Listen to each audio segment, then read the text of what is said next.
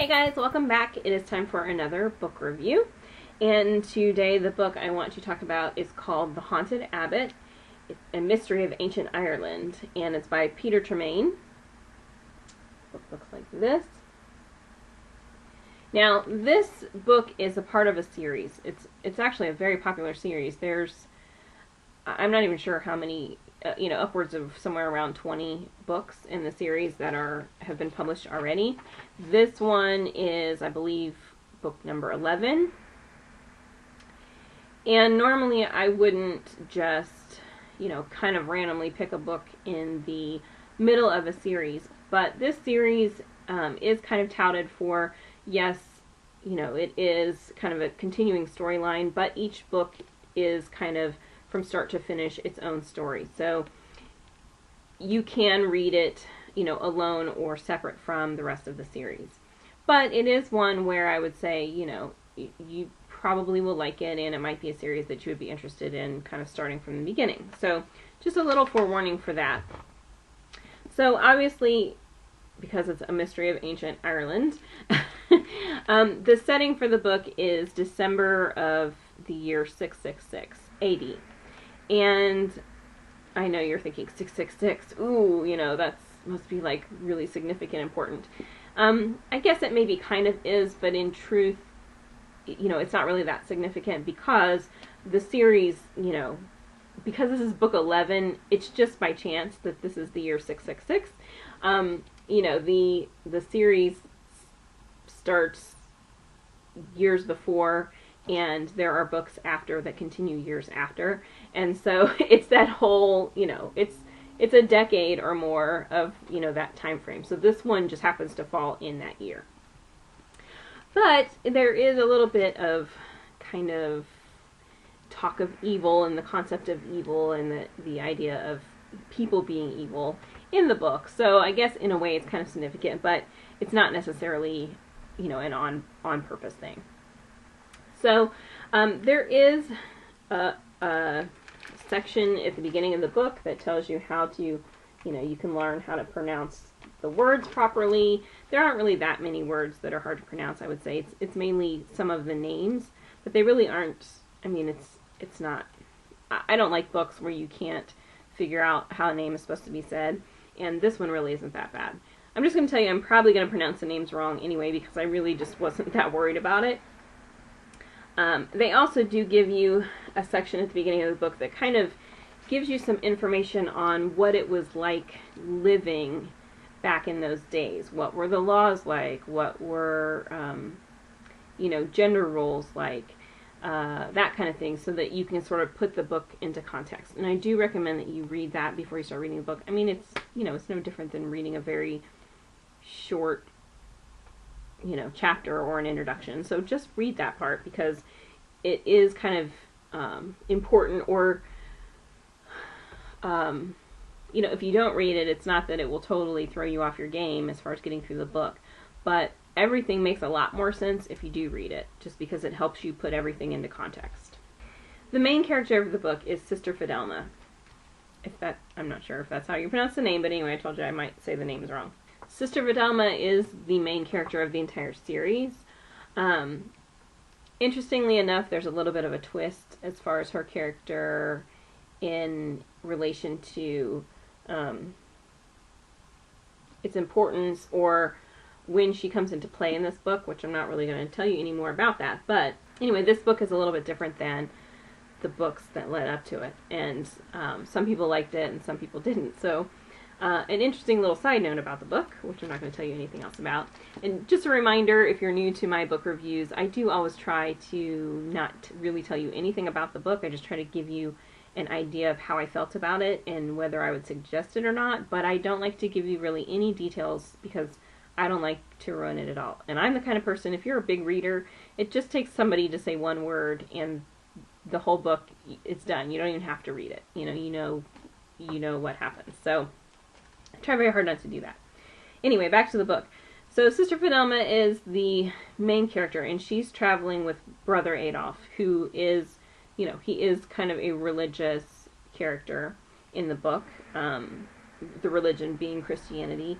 There is a lot of story in this book about it's a time frame where there's sort of some conflict between Christianity and, some pagan religions, and there's a little bit of conflict, but it's not as much conflict as kind of being in the time frame where there's sort of transitions in beliefs, moving from one religion to another. And anytime there's kind of a shift in culture in that way, there can always be a little bit of conflict. There are some people who, always have the belief of whatever the older religion was, and then people who are believing in the new religion. And as opinions sort of shift, there's just conflict in that. It's just how the way it goes.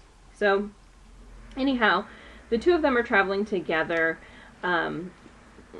They do have sort of a relationship with each other, so to speak, and there is detail about that in the book, which I'm not going to necessarily explain to you. But what happens is they are traveling together. The setup is they are traveling together. They have been traveling together. Sister Fidelma is, she's kind of a person of sort of legal importance in her country. And Brother Adolf, they're from different areas. Like I said, he has a religious position in society where she sort of helps with legal conflict in her country. Okay, so they're traveling together, and the book starts with Brother Adolf receiving a message from his kind of childhood friend asking them to come to the abbey where he resides and to hurry and get there by midnight. There's something obviously going wrong in the abbey, or something is wrong, and Brother Adolf knows that he would never ask him to come and to kind of come in a rush and to be there by a certain time frame. And by the time that they arrive, there is kind of a major twist in the book that just sort of starts it off. And so this book has a lot of kind of interesting culture in it, a lot of interesting characters, and really that's kind of all that I can tell you because I will ruin it. So I am interested. This is a very easy read. I mean, aside from the names, it really is a very easy read. It's kind of a mystery novel, is the genre that I would put it in. It does have some interesting historical information to it. So if you like historical fiction, you will like it. If you like mystery stories, you will like it. If you like, I want to say fantasy style books, you might even like it, because it does have sort of an interesting setting. It's not fantasy or science fiction. It's meant to be historical, but it has the same feel for me as a lot of, fantasy style books have, as far as putting you into a different time and place. And a lot of fantasy books can have sort of a historical feeling time and place, even though it's an imaginary place.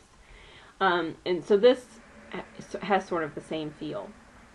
The only downside to this book is I really wish that they had a map at the beginning of the book, because they talk about, a lot of different places that were legitimately historical places, and I would like to see the historical map of where those places are, or were, which you can Google online, and I did, to kind of, I don't know, for me it just kind of helps me put the entire big picture together when I can kind of, when they talk about traveling from this place to this place, how far is that really? Or, okay, well now they're talking about traveling to this place, so how far away is that from here and here? That kind of thing. It helps me put those together. So I do wish that there was a map in there, but it is something that you can Google, so no big deal. It's an easy read, it's a quick read, it's an enjoyable read, it's an interesting story. It does kind of have like your sort of classic mystery feel. If you are like me, where you're somebody who, when I was a kid, I loved adult mystery novels. I mean, love them. I read them voraciously, like late elementary age. And once you kind of read so many mystery books, you sort of inherently get how they work. And as you're reading the book, you sort of know, you're going to know who done it fairly early on.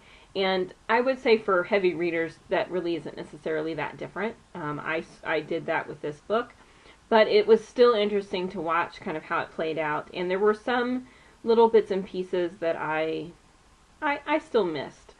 So, yeah, I think even if you're a voracious reader and you think, oh gosh, it's just going to be another, another mystery book or whatever, I think you'll still like it. So, this is a good one for, if you're taking if you're going to be in the car for any length of time, it's a nice, easy read to read in the car too, or in the bathtub, or, there's really it's just a good old-fashioned fun make-believe read. So,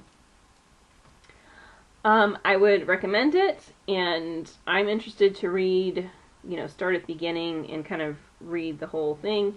You might want to consider starting at the beginning and reading the whole thing, but you can pick this book up. I didn't need to have the backstory, because they do sort of give you the backstory, like I said in the beginning, so it's all good. So that's it for this time. If you have any books that you are reading, or that you recommend to me, or that you recommend that I stay far, far away from, or that you really just didn't like, let me know all of that down in the comments below, and I will add things to my want to read list accordingly. And I will see you guys next time. Bye.